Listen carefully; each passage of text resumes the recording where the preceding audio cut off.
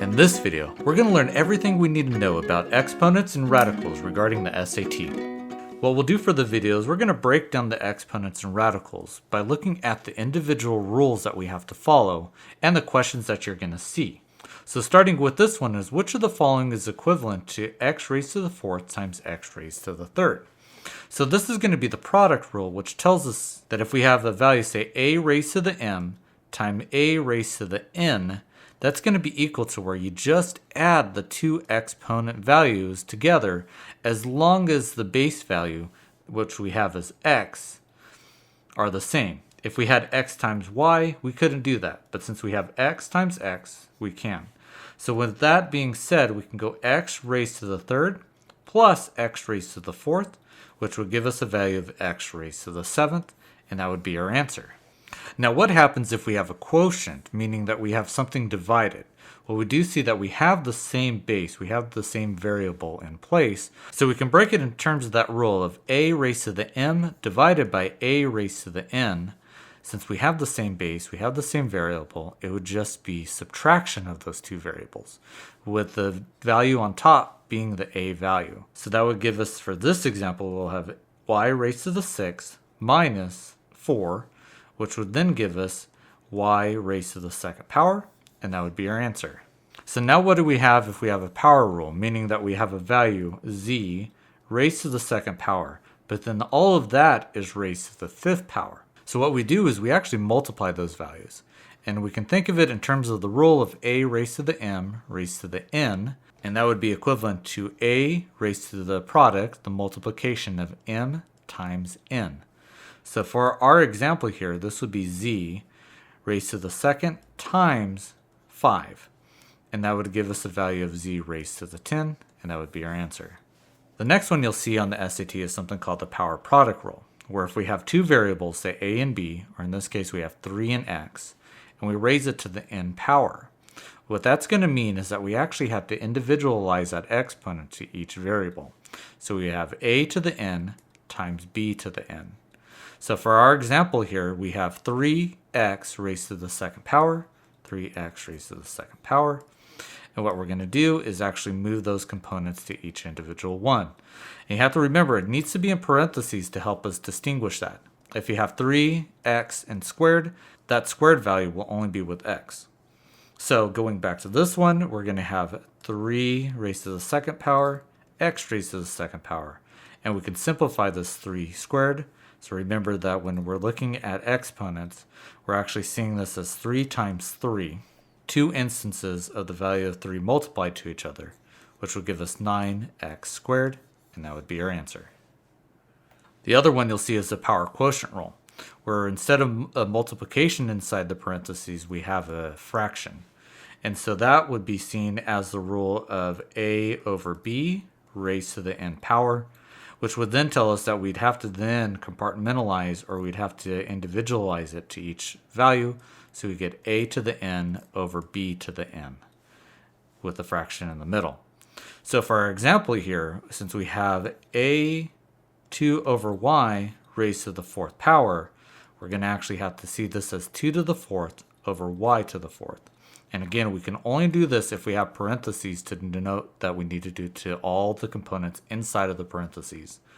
So this would tell us that we have 2 times 2 times 2 times 2 over y to the fourth.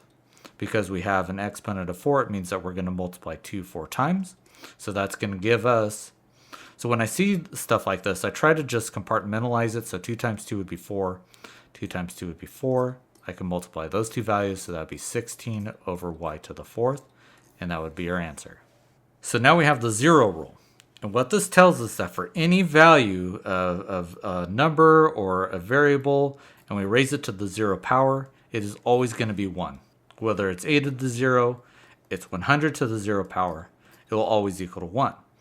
So when we have a question, say, what is the value of 7x to the 0? Even though it's in parentheses, it would still be equal to 1. And we can also use the product power rule, where we'd say that we have 7 times x raised to the 0. We're going to take that exponent to each individual component. 7 to the 0 times x to the 0. That would give us 1 times 1, which would be equal to 1. Now here we have radical, which we're going to take a look at the negative exponent of this. So when we have a negative exponent, so for the rule it would be a raised to the negative n power, what that actually is going to be is 1 over a to the n power. That negative is actually going to turn this into a fraction with 1 on top and then the variable and the exponent on the bottom. So for our example here, we have 4 to the raised to the negative 2. Well, that's going to simplify to 1 over 4 raised to the 2, which is going to be the same thing as 1 over 4 times 4. We have two values of 4 because that exponent is 2. That's going to be an answer of 1 over 16. And then we have the rule for the fractional exponent, which in our example we have 27 raised to the 2 over 3. This would be the rule of a raised to the m over n, and that's going to be equal to a to the m with a square root of the nth power. For the example that we have, 27 raised to the 2/3 power, that would be equivalent to the cubed root of 27 squared. Now we could also see it too as a cubed root of 27 in parentheses squared. And it doesn't matter which one we take, we can actually simplify this from here. So we know that the cubed root of 27 would be 3. This is a value that tells us that what number, say x, multiplied 3 times is equal to 27. Well, 3 times 3 times 3 would fit that bill. So we'd have 3 raised to the second power, so that would be equal to 9. Now looking at all the rules that we have followed, we can actually do multiple rules all at once. So an example that you might have on the SAT would be something like this, where we have h raised to the 5 over 12 times h raised to the negative 1/2, and that is all raised to the 7/3. So looking at the rules, we have something in parentheses that is an exponent raised to an exponent. And if that's the case, we're going to take a look at that part first.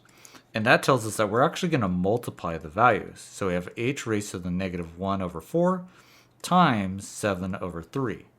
Well, that's going to simplify for us to the value of h raised to the negative 7 over 12. Now we have this h raised to the 5 over 12 in front of it. And since we are multiplying those two numbers together, or those two variables together, we can then just add those exponents together. So we'd have h raised to the 5 over 12 minus 7 over 12. That would simplify to h raised to the negative 2 over 12, which we can simplify as h raised to the negative 1 over 6. Because it is a fraction, we can still simplify those fractions within inside of an exponent. We're going to do one last step because we have a negative is in that exponent. So our final value would be 1 over h raised to the 1/6. So to take a look at this problem, we have this expression right here. And it's telling us that the expression is equivalent to ax raised to the b. And it wants us to find the product of the value of a and b. So to do that, we actually have to take this expression and simplify it. So we're going to use the rules that we've talked about. So we have 10, and then we have a root 6 with two expressions within inside of it. For based off of the rules that we talked about, we can take those two expressions and we can raise it to the 1/6 power, which would just be multiplication of this. So we'd have 3 over 6, since it's the 6th root, we have 3 inside.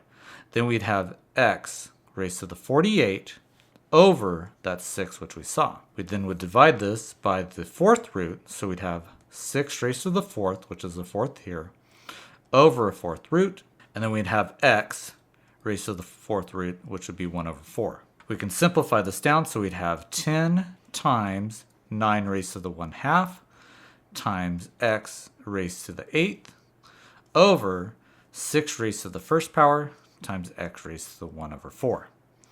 That's then going to give us 10 times 9 raised to the 1/2, that's the same thing as the square root of 9, which is equal to 3, times x to the 8th, over 6, times x to the 1/4. Now we can simplify this down. We know that 3 goes into 6 2 times. Then we have 10 over 2, that's going to simplify out to 5.